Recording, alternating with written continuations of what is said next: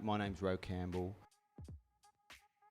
Well, it wasn't my lifelong dream from a very young age, but I was into sort of drama type stuff when I was younger, and it's probably fair to say my career actually peaked in 1987 when I was both cast as a principal role in a children's TV show and a feature film, and I literally haven't achieved those dizzy heights in showbiz ever again.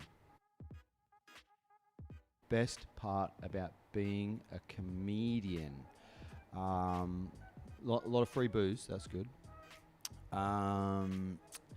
Not having like a proper boss, but that's a double-edged sword because you got to like constantly push yourself, otherwise you fucking die. But that's cool.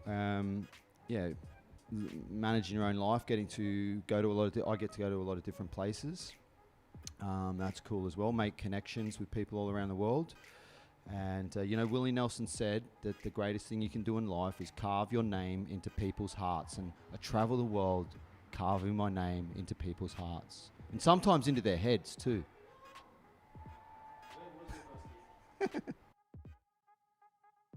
My first gig was at the Sitdown Comedy Club, which is quite a prestigious venue, actually, in Edinburgh in Scotland.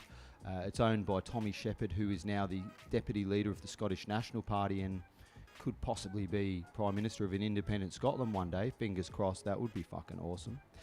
And I've definitely got some dirt on that motherfucker.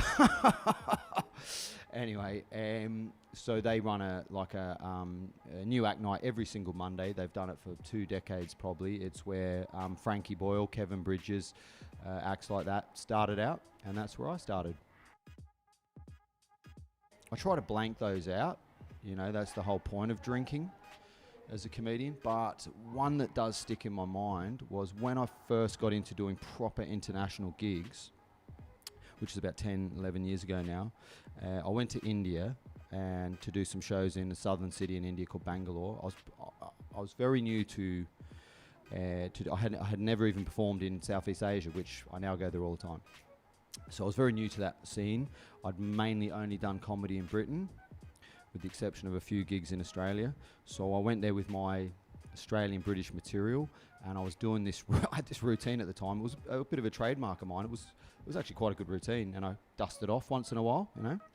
It was about David Hicks, the only white guy who was ever incarcerated in Guantanamo Bay, and he was from Adelaide, which is where I'm from. And I used to do this big routine, and I'd actually been killing at this gig in India. I killed for the first 10 minutes. I did all this stuff about. I actually lived on the Indian subcontinent when I was a kid. I grew up in Kathmandu in Nepal. That's a fucking long story, but so I was doing stuff about that, and then I moved on to this David Hicks routine, and oh my God, I'd never struggled like that before. That was a proper death, like it was silence, and in the middle of, I was ploughing on, and I had the cold sweat going, and I just kept going on because I didn't have a lot of other stuff to fall back on. Just out of the dark, or out of the audience, this like very very well-educated, sort of upper-class Indian voice just went, "Take a break, buddy." Take a break, buddy. And that is probably the most cutting heckle I've ever had. Steve Hughes, probably, I think, the greatest living Australian stand-up. Well, definitely right up there. He's like a freak. I was lucky to see him tons and tons of times, like maybe 10, 15 years ago when I first started out, and he was always at the Edinburgh Fringe then, and he was just an awesome comedian. Who else? Well, Jamon is a brilliant comedian. Great. He's so good. Very clown as well. Who else? Joan Rivers was obviously awesome. Zoe Lyons in Britain is hilarious. Oh, Becky Lucas. Becky Lucas is like, she's new, but she's fucking hilarious, isn't she? What a bitch. Too good, too fast. I mean, I won Scottish Comedian of the Year competition, award, whatever you want to call it, 10 years ago. And that at the time was pretty huge. I've done loads of tours in Asia, and they've all been a lot of fun. I've played the Hackney Empire in London. That was sick. That's like 1,500 people. But yeah, I'm still waiting. I'm fucking 44, still waiting for that big televised break. But hey, whatever. I'm happy playing in the clubs. It's changed a lot, man. Like when I started, there was like 12 comedians. and obviously that's an exaggeration, but there was far, far less comedians. When I first started, YouTube barely didn't exist, Netflix didn't exist.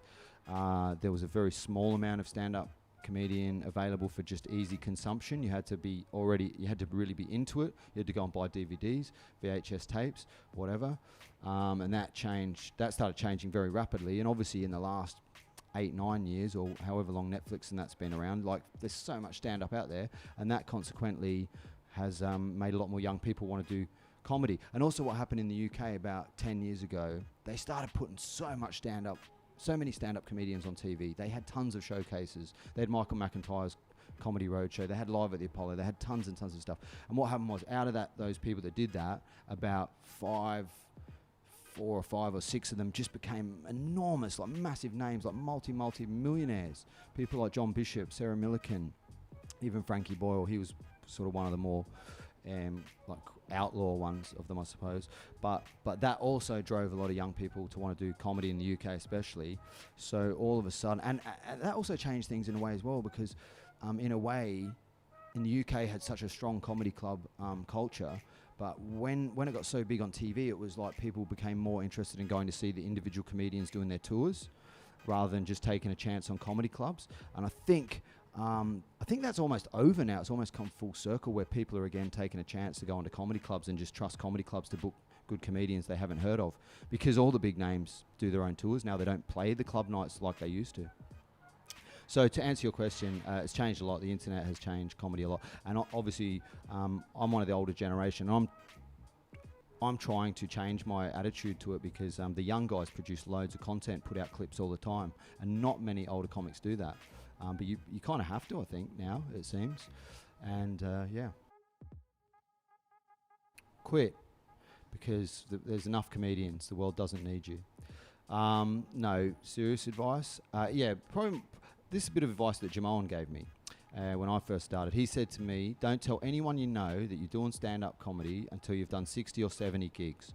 And with the exception of my girlfriend at the time, I didn't tell anyone, and I never invited anyone to a gig.